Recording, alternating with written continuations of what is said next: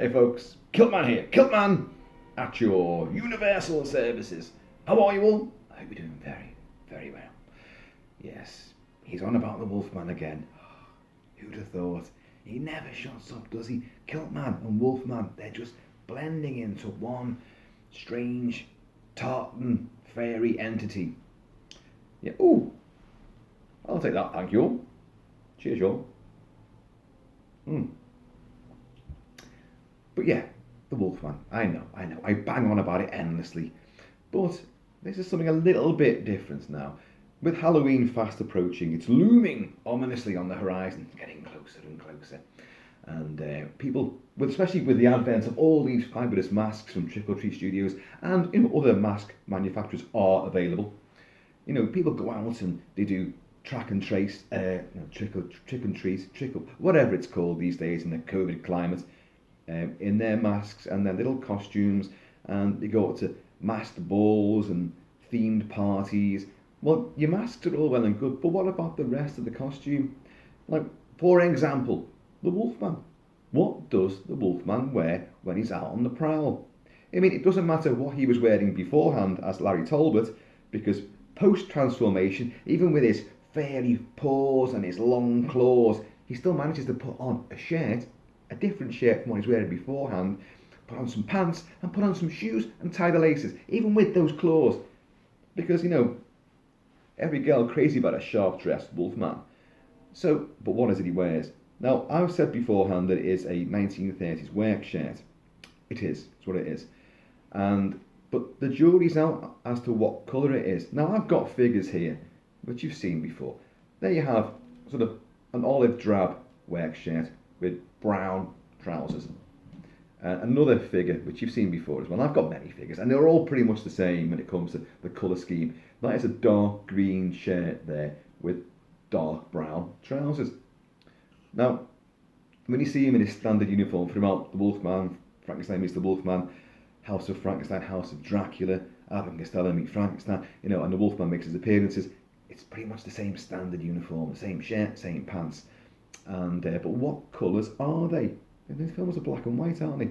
Now, it's easy to say that with all the posters and production art and the lobby cards and lots of imagery that you get from these movies now, they quite clearly are, like the figures will testify, it's a green shirt and brown pants.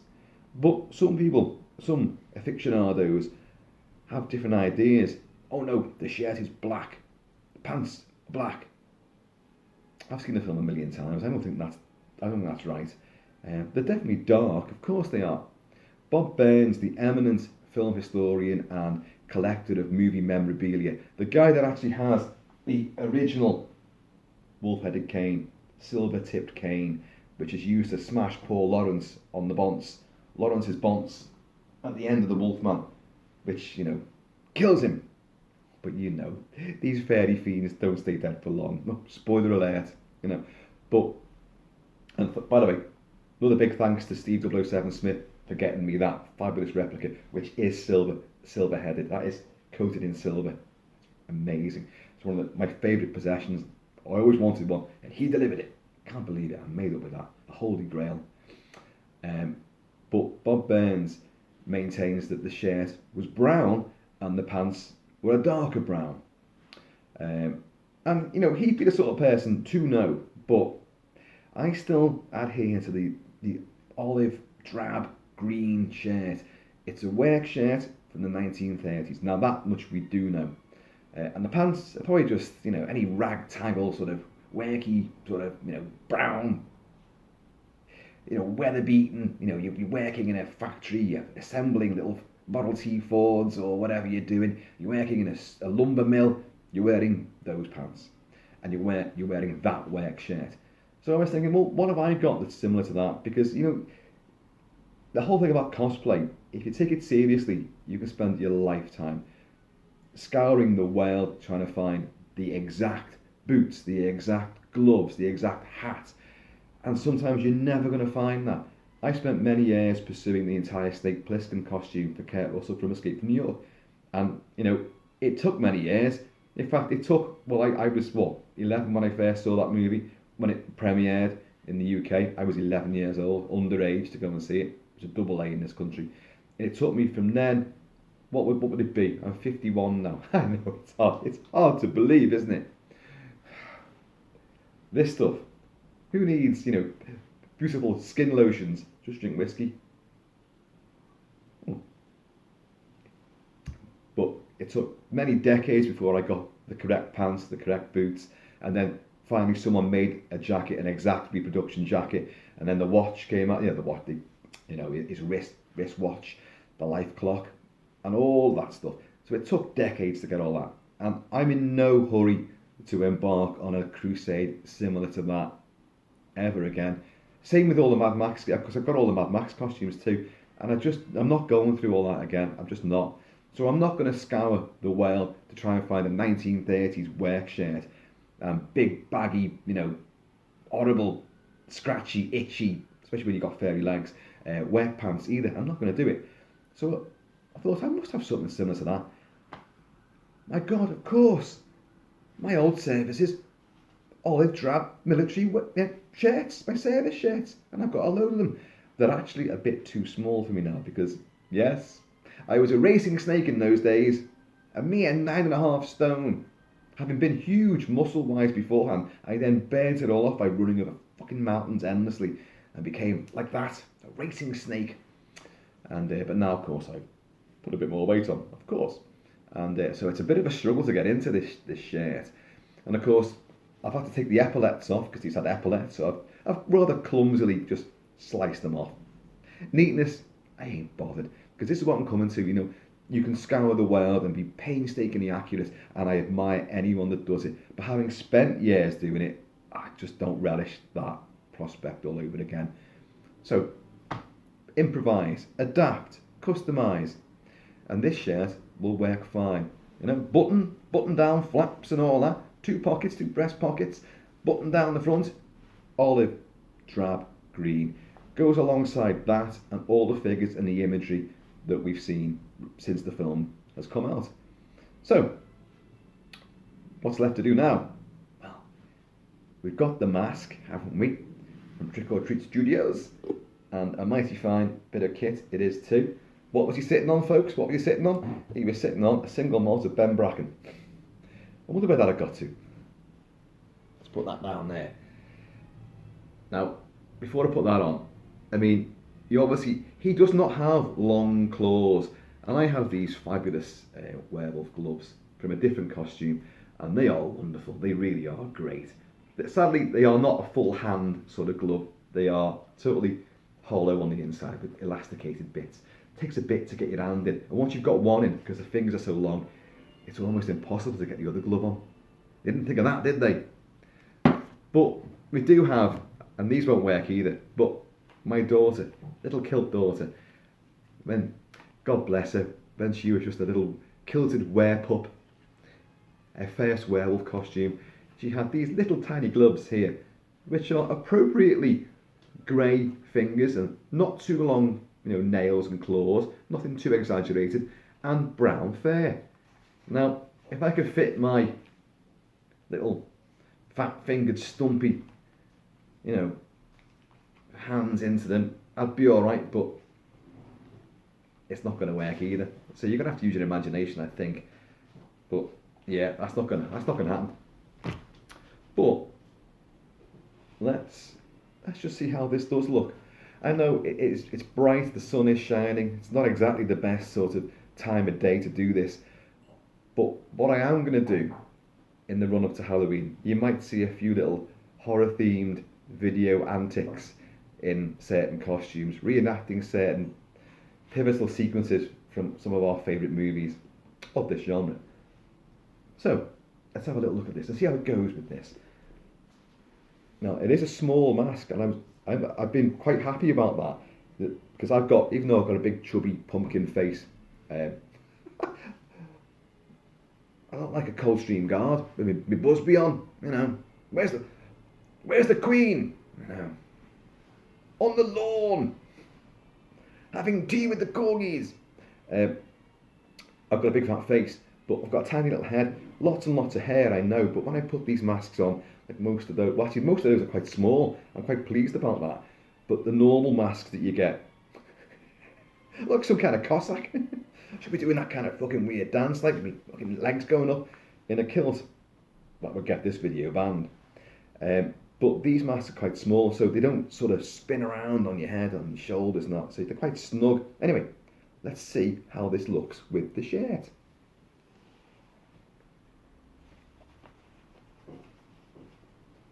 Now, obviously, in the film, you don't see him in this kind of light. He's always in the shadows. There's mist as well, swirling around. But and it is kind of buttoned up as well, all the way.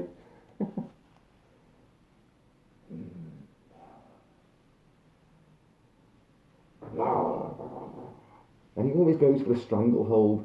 You know, werewolves in movies now, the bite goes on and they slash with their claws. But old Lon, back in those days, was a bit tamer. He'd just go for the throttle. And then afterwards, you'd find out that, oh, the jugular's been severed. Yeah.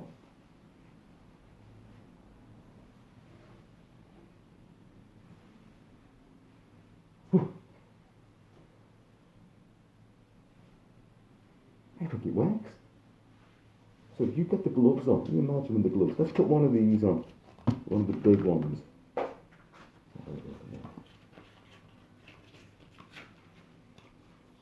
can't even see what I'm doing.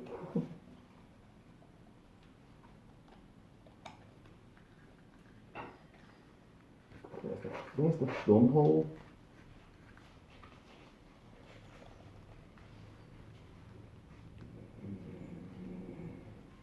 See, he did not have claws like that, you can see, but that's a good glove though, that is. That's pretty effective, with the bone structure and all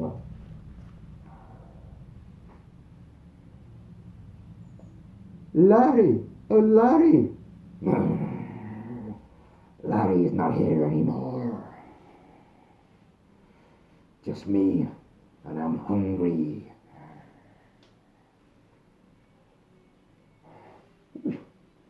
Like my cliff.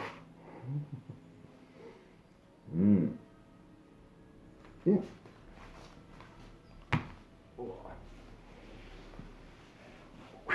Woo! It is very warm in there. So, you know, you've got a lot of hazards. You know, when you're wearing these things and you're going out all night long, or you're going to the big theme do, you're going to a pub crawl in your costume, you're in danger of asphyxiating and dehydrating something chronic in a mask like that.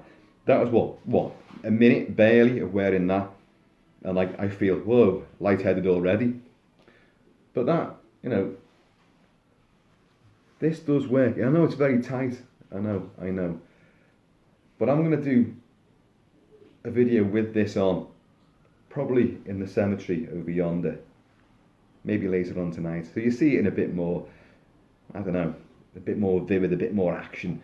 And of course, I'll wear an appropriate kilt. I've got a brown kilt. There is the Bruin.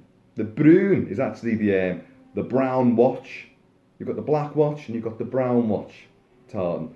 And the brown, no one wants to be called, oh, what are you wearing there? Oh, the brown watch. What? The brown watch? The shit watch? Yeah. So they always call it the Bruin. Oh, hey, it's not the brown, it's the Bruin. No, it's different altogether. Yeah, right. But so, because obviously the idea of having Lon be decked in like a dark green and brown trousers, it's making him earthy, it's making him of the woods, of the forest. You know, the Dracula is aloof and aristocratic and in a castle. Frankenstein's monster is, well, a lot of different bloody things, like, you know, a hodgepodge of stuff. But, you know, asphaltus boots, what the hell? The big high top looking square bolts, what's that all that about? Does look great though. And a big, you know, big wacky sort of jacket as well. But the Wolfman is of the ground. He's nature, or supernature. He's wild, he's feral. So he belongs in the woods and the mountains and all that. So he's rugged. So his clothes, his colour scheme does seem to reflect that quite a bit. This mask is tremendous. I love this mask. I know some people, as I've said, have cut the eyes out, but why would you do that? Look at those eyes. Look at them. I know it's a bit of poetic license that they've done that, because you do not see him with bloodshot eyes in the movie. well, that I can recall. If you don't, you just don't. But it's a nice touch, and you have got this sort of feral look about the pupils and the irises and all that, but then the bloodshot elements just add a whole sort of grisly, gnarly creepiness to it and give it a life of its own. But people cut the eyes off because then they can move their own eyes around, so and you can probably see it a hell of a lot better as well. But it is wonderful. You can hear the music there. Frank Skinner and Hans J. Salter's score for the Wolfman. That's him leaping on someone and dragging Evelyn Anchors around by the scruff of her neck. He fucking battered there in that. He did. But yeah, so folks, an olive drab green shirt will suffice. If you can find an old vintage one, perfect. If you can find definitively what the colour shirt was that he was wearing in those movies, or what type and brand that shirt was, well, great. And if you can get one, even better. But if not, everyone with that on, you're the Wolfman. With the shirt on, you've pretty much nailed the costume as well. Pair of brown pants, pair of boots, off you go. Stalk, slash, rip, gouge, devour. And do a bit of howling as well, maybe cock your leg up afterwards. But folks, there you go. A little interim sort of video. I'm going to do some pictures in the in the undergrowth later on, a bit more atmospheric. But you'll have to go onto Facebook to look at those, But I might do a video as well, sort of on the prowl. That'll be fun. And I'll be like behind a tombstone, and then you'll see flashing blue lights behind me as I get pounced on by the coppers. So folks, anyway, there you go. A nice green olive drab shirt. You can get them anywhere. Just go on Amazon, go on wherever. You're going to find a shirt very similar to this. I was lucky that I had these anyway. So, but you don't need epaulets. Button down, two-breasted, and you're laughing. Nice and dark green. There you go. Folks, I have been, and always shall be, Kilt-Man. And there'll always be something similar to this, never too far away. So folks, in the meantime, and that Halloween approaching in between time, keep it kilted, keep it Celtic. And I'm going to see you all. Well, we're all going to see you all. Laters. Larry, oh Larry.